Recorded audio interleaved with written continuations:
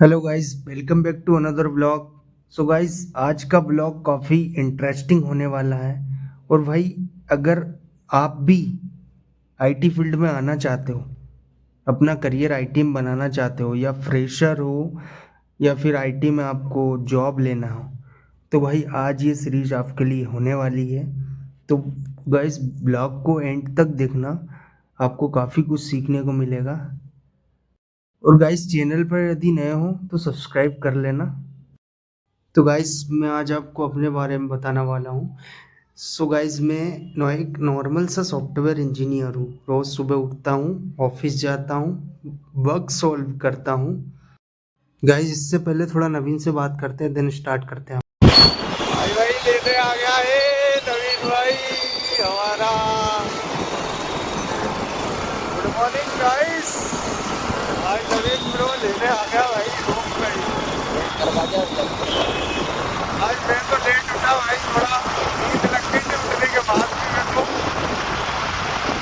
नवीन ने अच्छा फोन लगा दिया तो लेने आ गया, नहीं तो आज तो लेट ही हो जाता भाई। वैसे भी लेट ही है 5 घंटे। नवीन, दो शब्द बोलना चाहोगे सुबह से? तो भाई, इनिशियली मुझे भी आईटी के बारे में कुछ नहीं पता था। मुझे सिर्फ ये पता था कि एक सॉफ्टवेयर इंजीनियर होता क्या है, बस इतना ही पता था। इससे आगे मुझे कुछ नहीं पता था। धीरे धीरे मुझे जब मेरी एक फ्रेंड से बात हुई, उसके थ्रू मुझे इस फील्ड के बारे में पता चला। देन मैंने इस फील्ड को थोड़ा सा एक्सप्लोर करना स्टार्ट किया। भाई, इनिशियली सारे लोग बोलते थे कि आईटी में आ जाओ, आईटी में पैसा बहुत है, इसमें पैकेज मिलता है। But behind the scene reality भाई किसी ने नहीं आज तक बताई। मतलब एक सॉफ्टवेयर इंजीनियर भाई, ऑनेस्टली बताऊं तो भाई, दिन भर एक प्रॉब्लम को सॉल्व कर रहा होता है। तुम ऑफिस में जाओगे, एक प्रॉब्लम तुम्हें दी जाएगी, जो भी टास्क रहेगा उसको तुम्हें भाई समझना, उस प्रॉब्लम को अंडरस्टैंड करना है। और भाई, तुम पता है सॉफ्टवेयर इंजीनियर का भाई एक काम काम मेन काम यही है कि भाई तुम्हें जो प्रॉब्लम दी है ना, वो रियल वर्ल्ड से रिलेटेड है। तुम्हें कितने सारे यूज़र को हैंडल करना है, उस प्रॉब्लम को इस तरीके से सॉल्व करना है कि तुम्हें सारी एप्लीकेशन की परफॉर्मेंस भी और यूज़र ट्रैफिक को भी हैंडल करना उस प्रॉब्लम के थ्रू। तो भाई, एक सॉफ्टवेयर इंजीनियर के ऊपर बहुत सारी जिम्मेदारी होती है भाई। यूं ही कोई सॉफ्टवेयर इंजीनियर नहीं बन जाता। भाई, आईटी में आने के लिए पैशन चाहिए, बहुत सारी चीज़ें अपने को त्याग करनी पड़ती है। भाई, सभी लोग बोलते हैं आईटी में आना इजी होता है, इजी होता है। भाई, इजी नहीं होता है। यदि तुम ऑनेस्टली तरीके से यदि आईटी में की तैयारी कर रहे हो, तो तुम्हें एक रियलिटी पता होगी कि आफ्टर कोरोना आईटी में कंपनीज की हायरिंग एक दो साल के लिए कितनी कम हो गई थी। देन अभी अभी रिसेंट में 2025 के बाद से हायरिंग स्टार्ट हुई है। तो भाई, काफ़ी सारी चीज़ें बदली है आईटी में। और भाई, यदि आप भी एक फ्रेशर हो और आईटी में आना चाहते हो, तो भाई आपके लिए एक ही सलाह दूंगा मैं कि भाई अपनी प्रॉब्लम सॉल्विंग स्किल्स पे काम करो। जो भी एक प्रोग्रामिंग लैंग्वेज को पकड़ के उसके बेसिक्स क्लियर करके उस पर भाई प्रॉब्लम सॉल्विंग करना स्टार्ट करो। 150 से 200 क्वेश्चन लगाओ, देन उसके बाद जंप करो भाई प्रोजेक्ट पे। प्रोजेक्ट बनाओ, क्योंकि जितना ज़्यादा तुम प्रोजेक्ट बनाओगे उतना ज़्यादा तुम्हें एक्सपीरियंस मिलेगा, उतनी ज़्यादा तुम्हारी लर्निंग होगी। भाई, जितना लर्न करोगे, क्योंकि भाई ये फील्ड में लर्निंग ही एंड है। तुम अपने आप को अपडेट करते जाओगे, आगे बढ़ते जाओगे, अपनी स्किल्स जितना इम्प्रूव करोगे तुम उतना आगे बढ़ोगे। तो भाई, दूसरों से कंपेयर करना बंद करो। और जो ऑलरेडी आईटी में है, वो भाई दूसरों से कंपेयर मत करो। कोई ज़्यादा कमा रहा है, कोई कम कमा रहा है।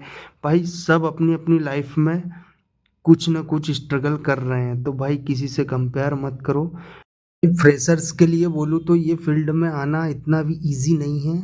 और पर बर्थ इट ज़रूर है, क्योंकि भाई एक बार यदि तुम आईटी में आ गए, तो जब तुम किसी कंपनी में जाओगे तो भाई वहाँ जब काम करना स्टार्ट करोगे प्रोजेक्ट पे, तो तुम्हें रियलिटी पता चलेगी कि एक सॉफ्टवेयर इंजीनियर का काम क्या होता है। वो दिन भर वक्त से जूझ रहा होता है, एक प्रॉब्लम्स को सॉल्व करने के पीछे पड़ा रहता है। भाई सिर्फ डिग्री से जॉब नहीं मिलती है, उसके लिए तुम्हें स्किल्स आना चाहिए। यदि तुम्हें आईटी में आना है तो प्रोजेक्ट बनाने पड़ेंगे भाई, प्रोजेक्ट लेवल का एक्सपीरियंस चाहिए। देन तुम्हारा माइंडसेट जो होना चाहिए, एक प्रॉब्लम सॉल्वर होना चाहिए। तुम किसी भी प्रॉब्लम को सोच सको, समझ सको, उसके पीछे का रीज़न और उसको सॉल्व कर सको, इस तरीके का तुम्हें माइंडसेट बनाना पड़ेगा भाई। इसके लिए तुम्हें 200 minimum at least as a fresher 200 तो प्रॉब्लम सॉल्व करनी पड़ेगी। देन उसके बाद जम करोगे आप प्रोजेक्ट पे, प्रोजेक्ट का एक्सपीरियंस लोगे। मिनिमम 2 प्रोजेक्ट आप बनाओ, देन जाके आप भाई किसी भी कंपनी में इंटरव्यू दोगे तो उस कंपनी में ईजिली तरीके से एक्सप्लेन कर पाओगे सारी चीज़ें और वहाँ जाके आप काम कर पाओगे। क्योंकि भाई मैंने बहुत सारे ऐसे दोस्त देखे हैं जिनको भाई फायर इसी वजह से किया गया। इवन भाई मैं भी एक कंपनी से फायर हुआ हूँ, उसका रीज़न यही था कि भाई उस समय मेरे पास इतनी स्किल्स नहीं थी इनिशियल लेवल पे। जब भाई हम किसी को कोई कोचिंग ज्वाइन करते हैं ना, इनिशियली हमें कुछ पता नहीं रहता तो हम कोचिंग ज्वाइन करते हैं, तो भाई वहाँ पे हमें सिर्फ इतनी चीज़ें सिखाते हैं जो कि एक हमारा नॉर्मल सा बेसिक्स क्लियर कर दे। बाकी इतनी चीज़ें नहीं सिखाते कि हम एक प्रोजेक्ट पे काम कर सकें, उस प्रॉब्लम को सॉल्व कर सकें। भाई हमारे लॉजिक नहीं बन पाते। इनिशियली मेरे साथ भी यही हुआ था, बट भाई जैसे जैसे मैंने उस कंपनी से रिजेक्शन मिला, फायर किया गया मुझे, उसके बाद मैं सीखा और वो सारी चीज़ें खुद पे इम्प्लीमेंट की और आज फिर भाई मैं चीज़ों को समझ के और सॉल्व कर पाता हूँ। बाकी भाई तुम्हें भी यही बोलूँगा कि रिजेक्शन से डरो मत भाई, rejection is the part of life. यदि तुम अपना करियर आईटी में स्टार्ट करना चाहते हो तो भाई करो स्टार्ट, बहुत अच्छी फील्ड है। Thank you. ठीक है गाइस, आज के लिए इतना ही। आज के ब्लॉग में काफ़ी कुछ मैंने डिस्कशन किया, काफ़ी कुछ चीज़ें बताई। यदि आपको ब्लॉग अच्छा लगा हो तो गाइस सब्सक्राइब कर देना चैनल को, लाइक शेयर एंड कमेंट कर देना।